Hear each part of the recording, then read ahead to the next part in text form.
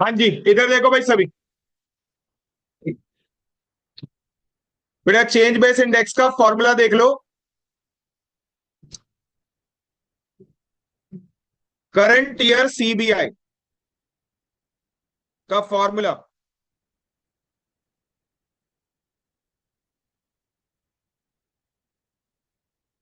Current year CBI का formula होता है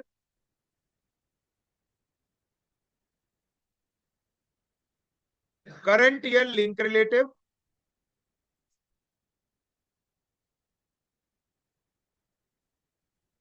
into previous year chain relative, या सीबीआई, सीबीआई को चेन रिलेटिव भी बोल देते हैं,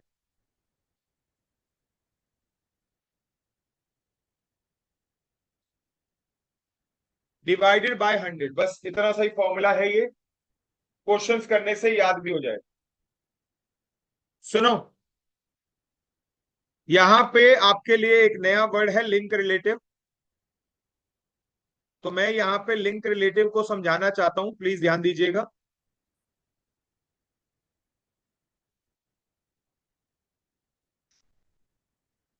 शॉर्ट फॉर्म में एल आर। सुनो, इसका फॉर्मूला हम लिखेंगे पी एन अपॉन में पी एन माइनस वन। यानी कि सुनो, करंट ईयर प्राइस अपॉन में प्रीवियस ईयर प्राइस और multiply by 100। Current year price upon में प्रीवियस ईयर प्राइस और मल्टीप्लाई बाय,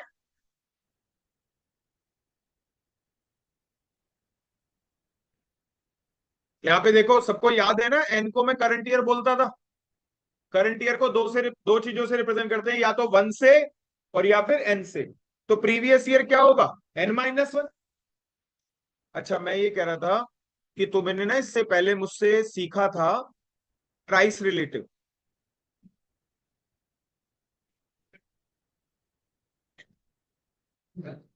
खोल देगा वो। ऐसे बंद कैसे हो गया, उठ के खोल दो। अच्छा इधर देखो,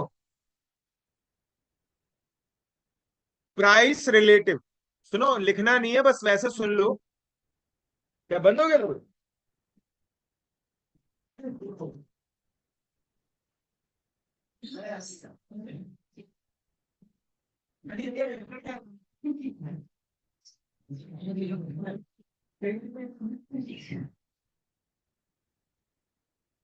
सुनो, प्राइस रिलेटिव तुमने पहले सीखा था।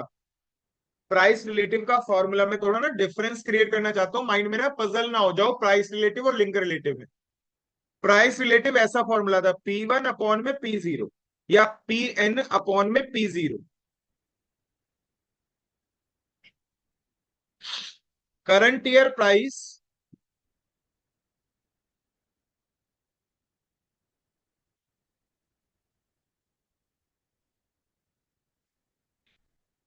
अपॉन में base year price.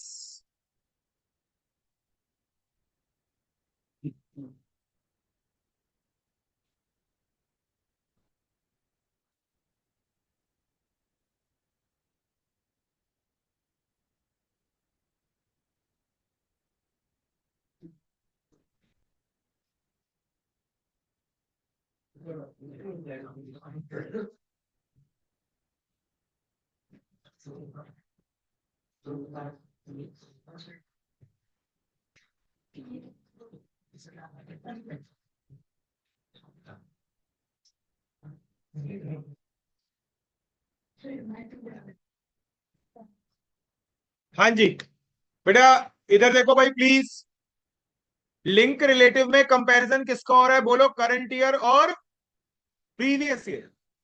Current year और प्राइस रिलेटिव में किसका कंपैरिजन होता था, करंट ईयर और, ये एफबीआई का पार्ट है, फिक्स बेस इंडेक्स का, और ये सीबीआई का पार्ट है, चेंज बेस इंडेक्स। तो ये लिखने की जरूरत नहीं थी।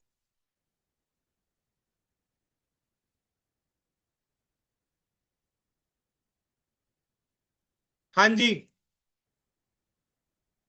यहां पे आपको एक दो पॉइंट लिखने हैं बस।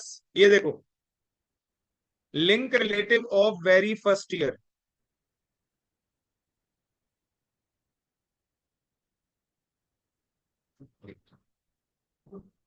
will always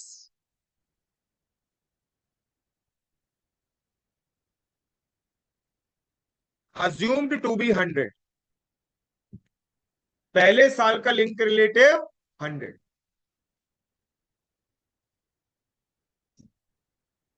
link relative of very first year will always assume to be 100। पहले साल का लिंक रिलेटिव 100 होता है, ये अजम्पशन है। क्यों है, क्वेश्चन में समझ में आ जाएगी।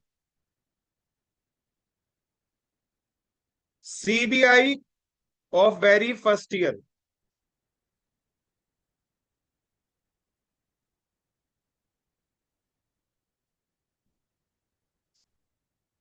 ऑल्सो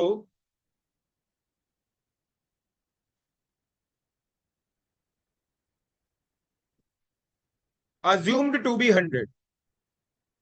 पहले साल का सीबीआई भी 100 होता है, ये अजम्पशन है।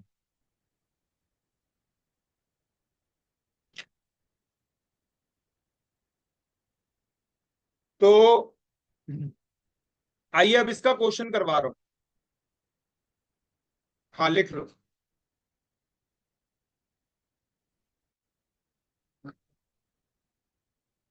बस एक खत्म होने वाला है चैप्टर, दो कॉन्सेप्ट और हैं, इसके बाद आपका एक चैप्टर क्या हो जाएगा, फिनिश हो जाएगा। एक कॉन्सेप्ट बचेगा, टेस्ट ऑफ एडिक्वेसी। इंपॉर्टेंट है, थ्योरिटिकल है, प्रैक्टिकल प्रूव करके थ्योरी याद करनी पड़ती है उसमें मतलब। लेकिन प्रैक्टिकल जो है वो मैं अभी आपको बता ही रहा हूं। डन हो गया है तो करूं ठीक है, शिफ्ट कर दूं स्क्रीन, ये लो।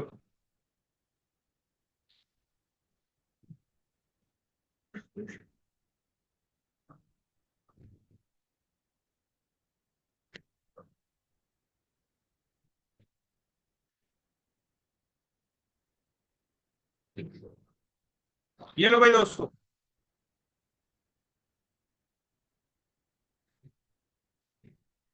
हाँ जी, ये देखो, ये चेन इंडेक्स का फॉर्मूला है, वही जो मैंने लिखा है। मैं इसे सीपीआई बोला, इन्होंने चेन इंडेक्स बोला। Current year link relative, previous year chain, CBI upon में 100। देखो दोस्तों, पेपर में ये कैसे कैसे आ सकता है, इस पे थोड़ा डिस्कशन कर लेते हैं। या तो पेपर में आएगा,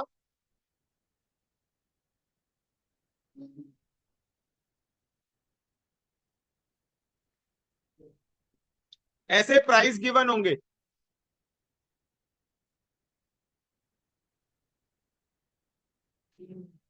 ऐसे आपको प्राइस गिवन होंगे और आपको लिंक रिलेटिव निकालना होगा। लो भाई निकालते हैं लिंक रिलेटिव।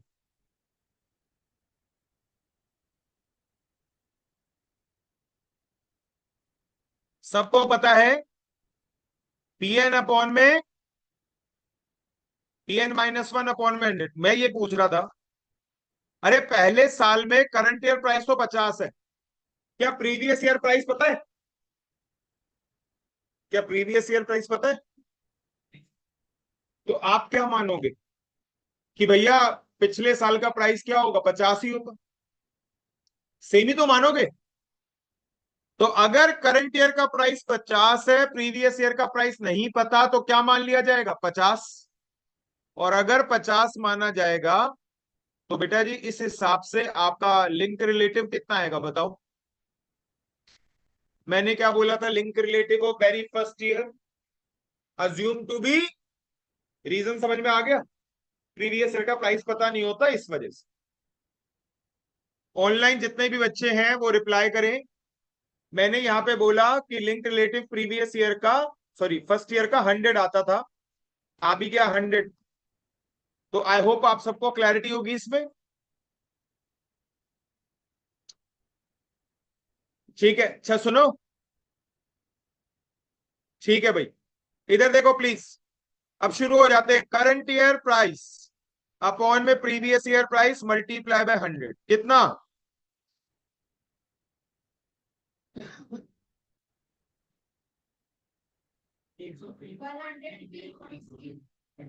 3।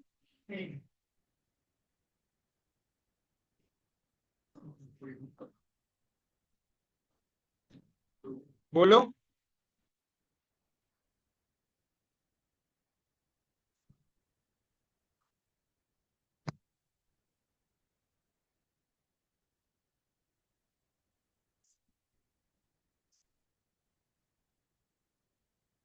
क्या ये लिंक रिलेटिव निकालना मुश्किल काम लग रहा है? आसान है ना ये? कोई दिक्कत नहीं है अगर सिर्फ प्राइस से लिंक रिलेटिव पूछा, निकाल लोगे? अच्छा ये देख लो, चेक कर लो, यही आ रहा था ना, 100, 120, 103, 104, यही आया था। अच्छा ठीक है दोस्तों। अब उसके बाद अगर हम बात करें,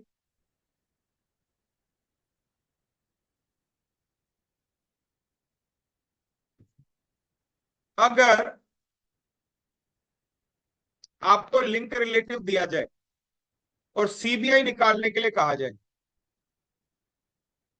चलो जी ट्राई करेंगे।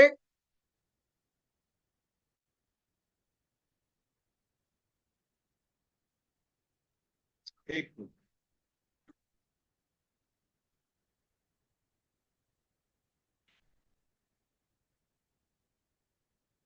पेपर में आपको लिंक रिलेटिव दे दिया जाएगा,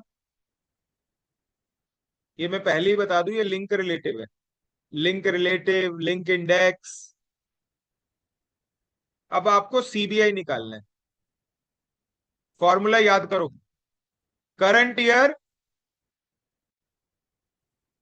link relative multiply by previous year CBI,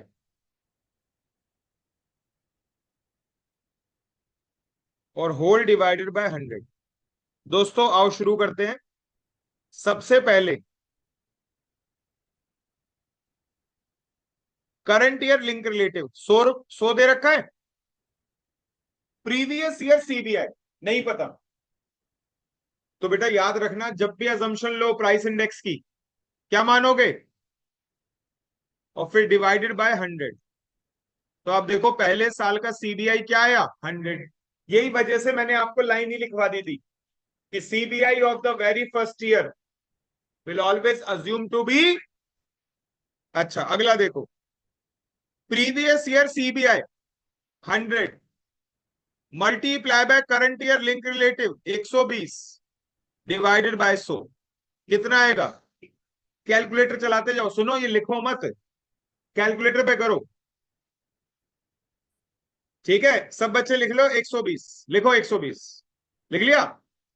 तो प्रीवियस ईयर 100, सीबीआई 120 मल्टीप्लाई करो करंट ईयर लिंक रिलेटिव और डिवाइडेड बाय 100, बताओ कितना आया? इक्वल टू दबाते ही आंसर 123 पॉइंट। बस लिखे रहने देना इसे।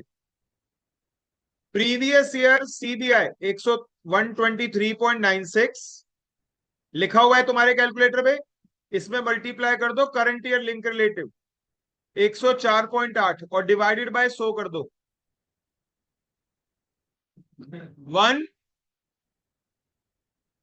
129.9।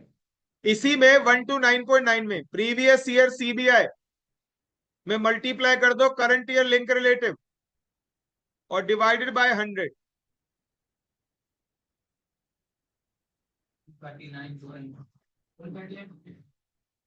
पॉइंट। इसी में मल्टीप्लाई कर दो करंट ईयर लिंक रिलेटिव और डिवाइडेड बाय 100।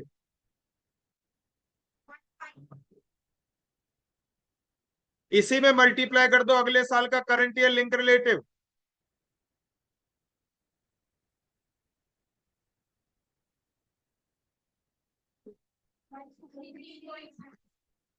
सेवन फोर, इसी में मल्टीप्लाई कर दो अगले साल का लिंक रिलेटिव।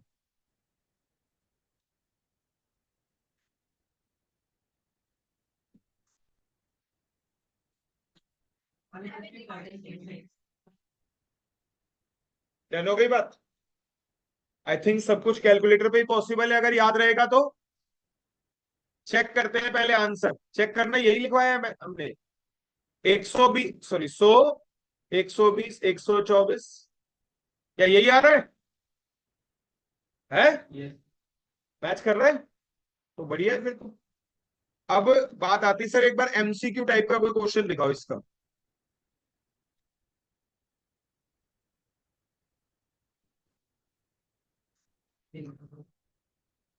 ये लो बच्चों, एक बार खुद करो यार, मैं करवाऊंगा ना फिर वो बात में मजा नहीं है, पता चल जाएगा तुम्हें आया कि नहीं आया। ये वाला 87 खुद करके देखो।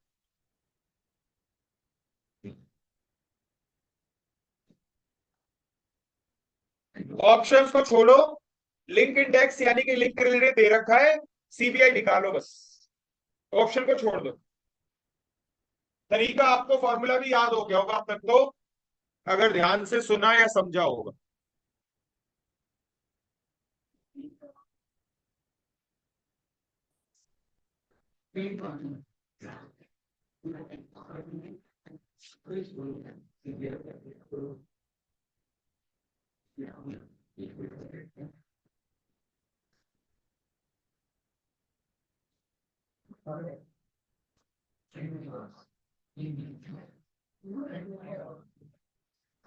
कैलकुलेटर पे कर बेटा। बिल्कुल वही क्वेश्चन है जैसा अभी करवा रखा था, लिंक इंडेक्स दे रखा है, सीबीआई निकालना है। पहले साल का सीबीआई क्या आएगा? 100, फिर बाकी मल्टीप्लाई और डिवाइड करते हैं।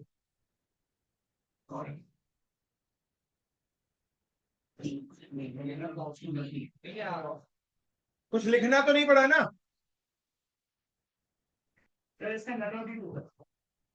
क्यों?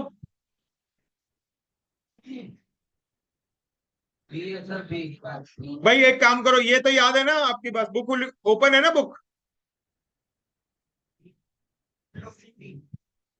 कोई बात नहीं, ऑप्शन डी, बी, कोई बात नहीं। इधर देखो मैं यहाँ करके दिखा रहा हूं, भाई सुन, सैफ इधर देख ले। पहले साल का सीबीआई क्या था? 100, इसमें मल्टीप्लाई कर दे अगले साल का लिंक रिलेटिव 103 डिवाइडेड बाय 100, ये आ गया सेकेंड ईयर का सीबीआई।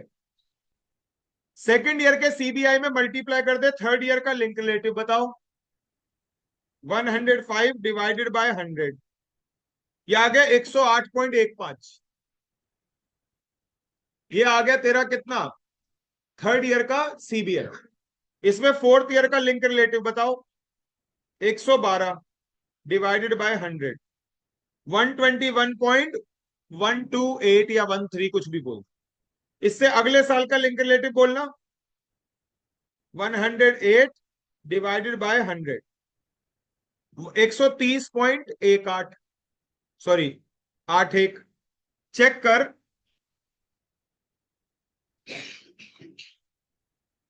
आ तो रहा है यार, बी ऑप्शन। अब तू बता, तूने क्यों बोला था नन ऑफ दीज?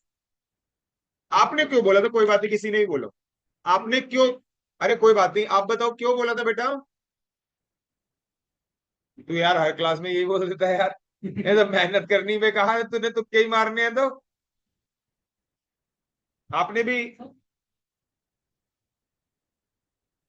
और यहाँ पे 100 नहीं है, तो ये भी तो देख, वो मांग किसका रहा है? 93 से 97 का, किसका मांग रहा है वो? और तू 92, जो 100 आ रहा था वो 92 का है, तो वो तो मांगा ही नहीं। इस वजह से जो तू सोच रहा है ना 100 से आना चाहिए, वो 100 से इसलिए नहीं आया। ठीक बेटा, क्या कहते हो? सीबीआई निकाल लो क्या? ऐसे ही क्वेश्चन आ सकता है बस। ठीक है, आइए second last concept. Second last concept है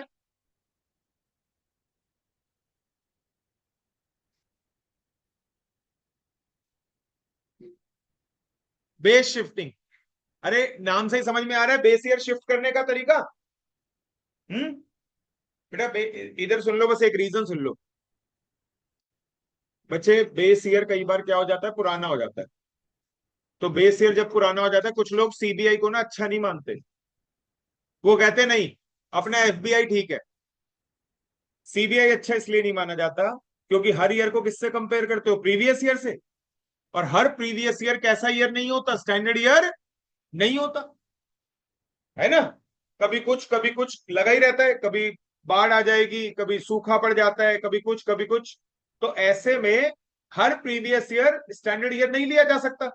तो कुछ लोग सीबीआई को बेकार मान, वापस से आ गए किस पे, एफबीआई पे। लेकिन प्रॉब्लम आज भी वही है, बेस ईयर पुराना हो जाता है। कोई बात नहीं, बेस ईयर क्या कर दो, शिफ्ट कर दो। तो बेस शिफ्टिंग का एक ही ऑब्जेक्टिव है, बेस ईयर शिफ्ट करना। और इसका फॉर्मूला है, वो फॉर्मूला याद कर लो बस।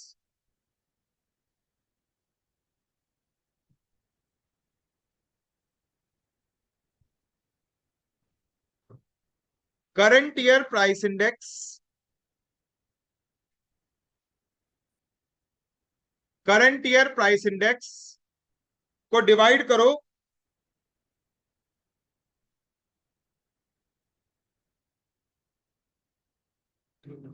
Price index of new base.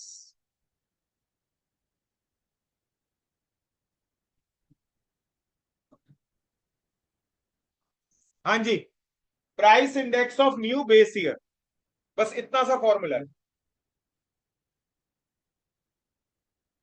बेटा ऊपर क्या दिखाई दे रहा है, करंट ईयर प्राइस इंडेक्स, ये तो याद करने की जरूरत ही नहीं होनी चाहिए।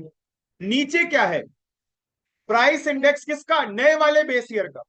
सुनो, जैसे अगर मुझे डेटा को शिफ्ट करना है 1990 में, नया बेस ईयर क्या लेना है, 1900, तो 1990 का प्राइस इंडेक्स नीचे लिख दो। अगर मुझे डेटा को शिफ्ट करना है, नया बेस ईयर है 2000, तो 2000 का प्राइस इंडेक्स नीचे लिख दो, बस ये कर। अभी मैं क्वेश्चन कर रहा हूं और अच्छा समझ में आएगा, ये देखो। लिख लिया, फॉर्मूला लिख लिया।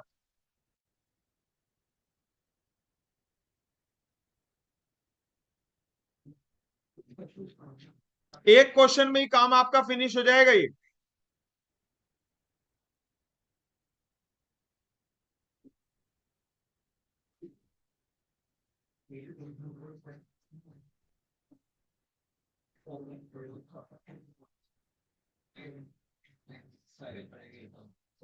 लो भाई इधर देखो सभी, सभी ध्यान दो, बस हो गया, खत्म हो गया। एक कॉन्सेप्ट और है, वो बल्कि इंपॉर्टेंट भी है और काफी इंटरेस्टिंग भी है उसके क्वेश्चन। ये देखो, पहले ये डेटा दे रखा है, इस डेटा का बेस ईयर बता रखा है, मैं नहीं, यहां पे सामने कुछ लिखा हुआ है नहीं, मैं बता देता हूं। इसका बेस ईयर है 1980। आपको कैसे पता चल रहा है, क्योंकि बेस ईयर का प्राइस इंडेक्स क्या होता है, 100। बेटा बेस ईयर का प्राइस इंडेक्स क्या होता है, क्या होता है, कभी मत बोलो, ठीक है। दो बातें सीख ली हमने। अगर कभी इंडेक्स नंबर अज्यूम करना होगा तो क्या अज्यूम करेंगे, 100। बेस ईयर का प्राइस इंडेक्स क्या होता है, हमेशा 100, ठीक है। वैसे 100% का मतलब क्या होता है, नो चेंज, है ना। 110% का मतलब है इंक्रीज बाय 10%, 80% का मतलब है डिक्रीज बाय 20%, 100% का मतलब नो चेंज। तीन बातें याद रखना 100% को लेके। पहला पॉइंट, कभी भी इंडेक्स नंबर अज्यूम करना है, क्या अज्यूम करोगे, 100, बेस ईयर का प्राइस इंडेक्स, और 100% मतलब नो, बस कोई दिक्कत नहीं। तो यहां पे देखो, अब मैं ना इसको शिफ्ट कर रहा हूं, shift price index, sorry, shift base year. बेटा देखो, बुक में बता रखा है और आपको ही बताया जाएगा कौन से ईयर में शिफ्ट करना है। बुक में बता रखा है 1990। क्या बता रखा है? क्या फॉर्मूला सिखाया था, आप ध्यान से देख लेना। क्या फॉर्मूला सिखाया था? करंट ईयर प्राइस इंडेक्स को डिवाइड कर दो नए वाले बेस ईयर के प्राइस इंडेक्स से, और नए वाले बेस ईयर का प्राइस इंडेक्स कितना है? 140। दीपक कहां खो गया भाई? यहां पे करंट ईयर प्राइस इंडेक्स 100, इसको डिवाइड कर दे नए बेस ईयर के प्राइस इंडेक्स से, कितना है? 140। और फिर मल्टीप्लाई बाय क्या कर देते हैं बेटा? 100। जल्दी बताओ आंसर। 70। अच्छा, अगले में 104 डिवाइडेड बाय 140 मल्टीप्लाई बाय 100। बोलो।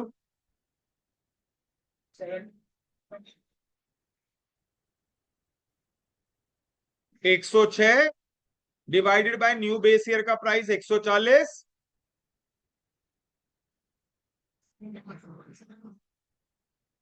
बेटा देखो, मैं तो बार बार रिपीट करके फॉर्मूला याद करवा रहा हूं। बेटा एक बार जरा प्लीज, अगर शुरुआत करते हैं, एक मिनट सुनो। आप बताओ क्या फॉर्मूला है बेस शिफ्टिंग का?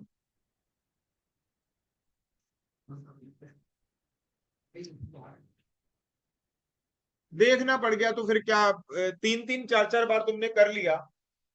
चलो किसी और से ट्राई कर लेते हैं। तुम रुक जाओ। हाँ जी, तुम बताओ।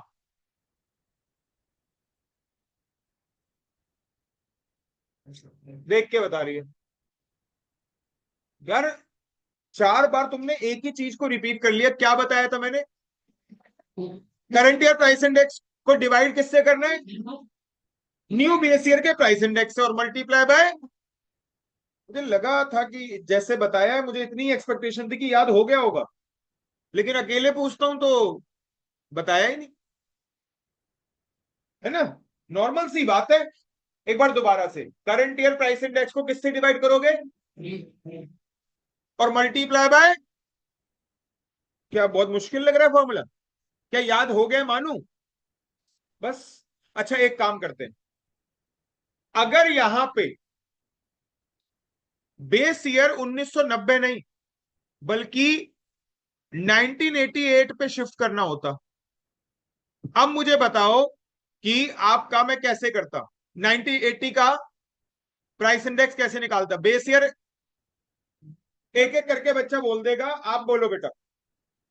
100 डिवाइडेड बाय और मल्टीप्लाई बाय अगला 104। क्या मैं मान के चलूं सबको याद ही हो गया है अब? बेस शिफ्टिंग का कॉन्सेप्ट फॉर्मूला याद हो गया? अब तुम दोबारा बोल के बताओ चलो।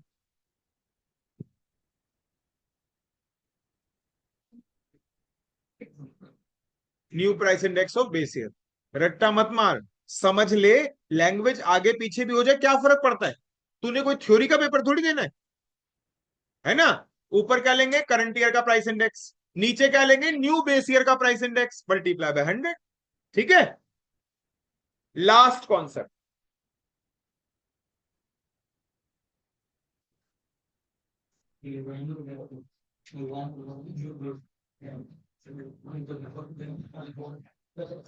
Real veg.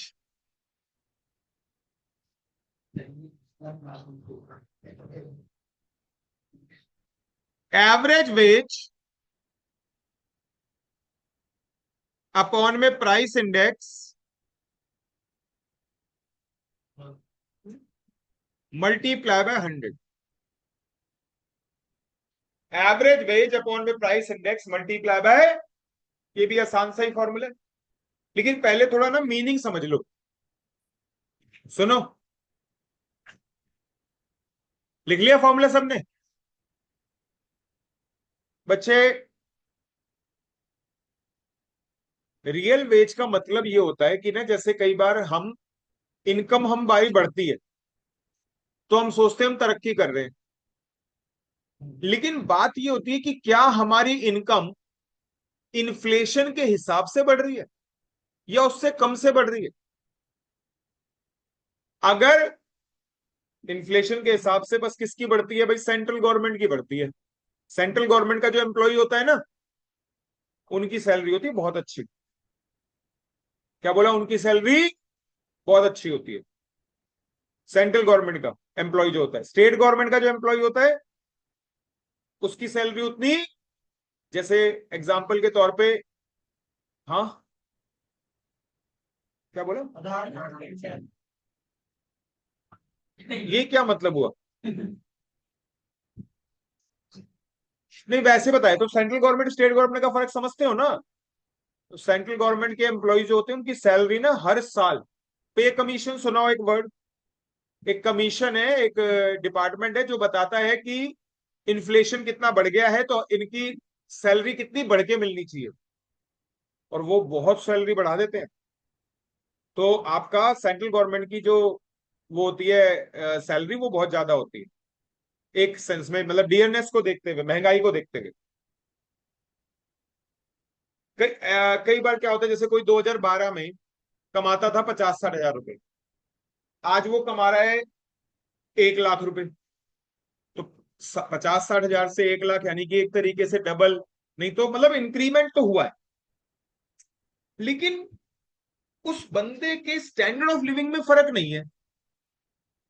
दो बातें हो सकती है, या तो पैसे जोड़ रहा है, खर्चा नहीं कर रहा, या दूसरी बात ये हो सकती है कि भैया पहले 50-60 हजार में घर घर चल जाता था, अब कितने में चलता है, 1 लाख में।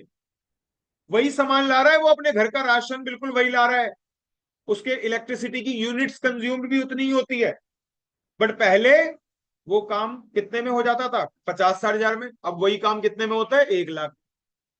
तो कोई ये कहे कि तुम्हारी सैलरी बढ़ गई है, भाई किस बात की बढ़ गई? ग्रोथ का मतलब होता है मेरा स्टैंडर्ड ऑफ लिविंग बढ़े, है ना। तो आप ये समझना, रियल वेज का मतलब होता है इन्फ्लेशन एडजस्टेड इनकम। क्या बोला, इन्फ्लेशन, ठीक है। वो ऐसा भी हो सकता है कि इंसान 60 हजार रुपए में 2012 में जो 60 हजार कमाता हो, वो ज्यादा एंजॉय करता हो, मतलब ज्यादा खर्चा कर पाता हो।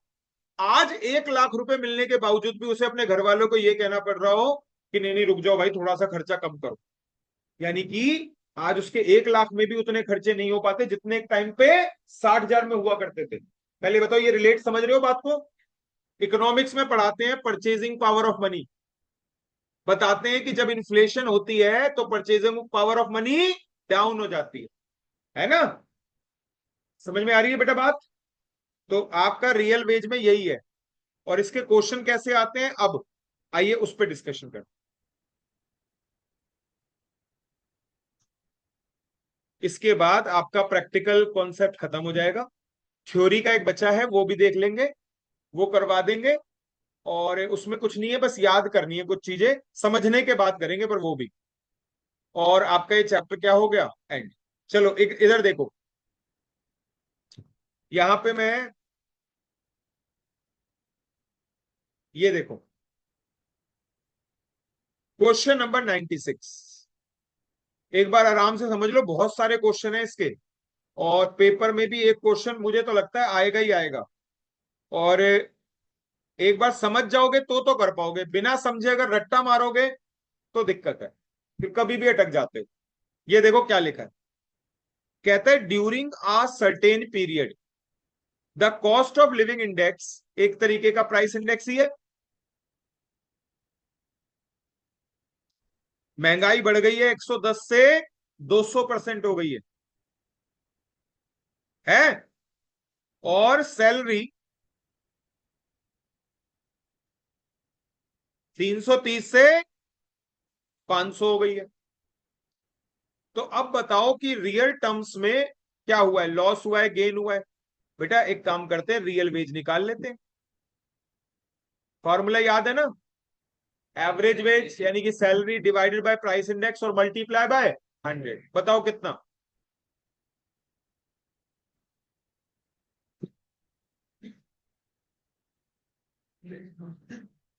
अरे ये आ गया 300, और ये आ गया 250। तो एक तरीके से इंसान कह रहा है मैं तो 330 की जगह 500 रुपए कमा रहा हूं, लेकिन रियल सेंस में देखा जाए तो अब वो ज्यादा नहीं बल्कि पहले के मुकाबले कम कमा रहा है। 50 रुपए का क्या हो रहा है, उसे कम मिल रही है उसे सैलरी। पहले बताओ समझ में आई ये बात।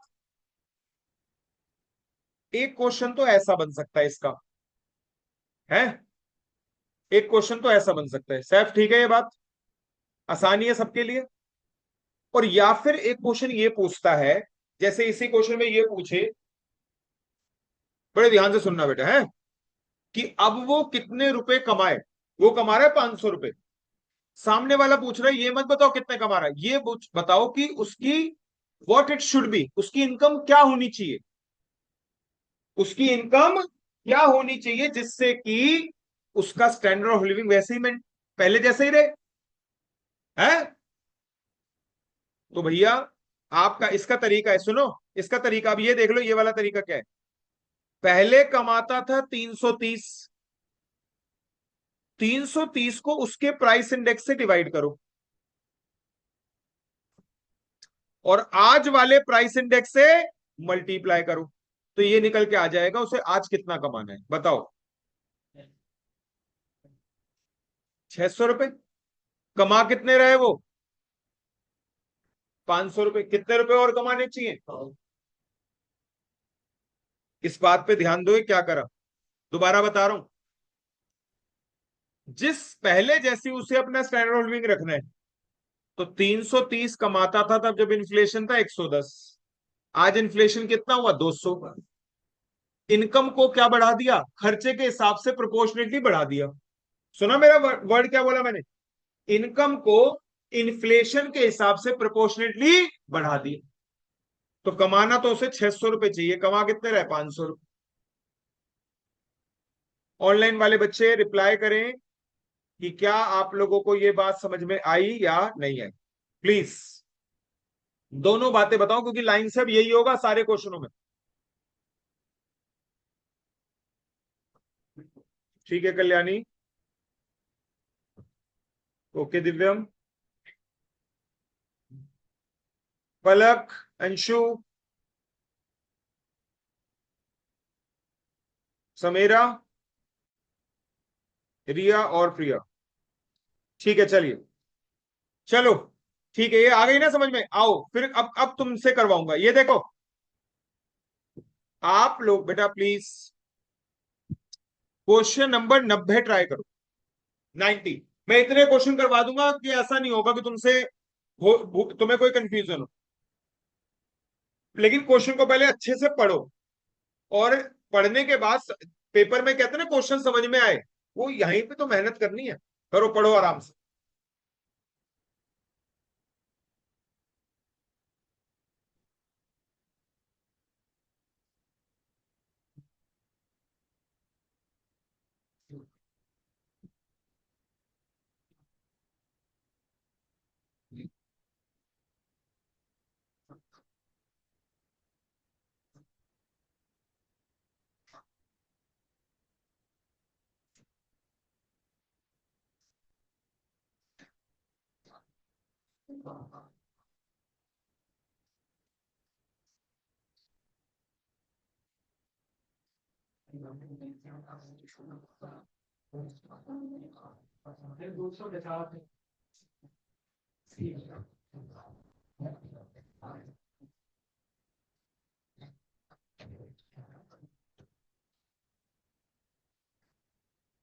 और देखिए, अगर जिससे नहीं हुआ उनके लिए बता रहा हूं, इसे पढ़ते हैं 800 रुपए कमाता था 1980 में, और कंज्यूमर प्राइस इंडेक्स नंबर मतलब वही प्राइस इंडेक्स ही 160 रुपए है 1980 का।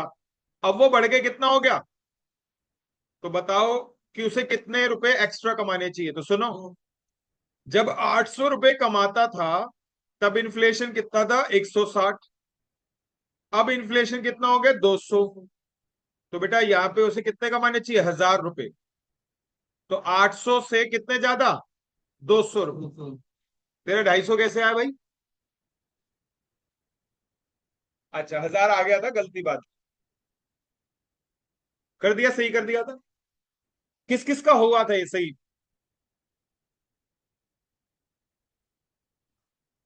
क्या गलती हुई? हो गया था? ठीक है, इससे पूछियो।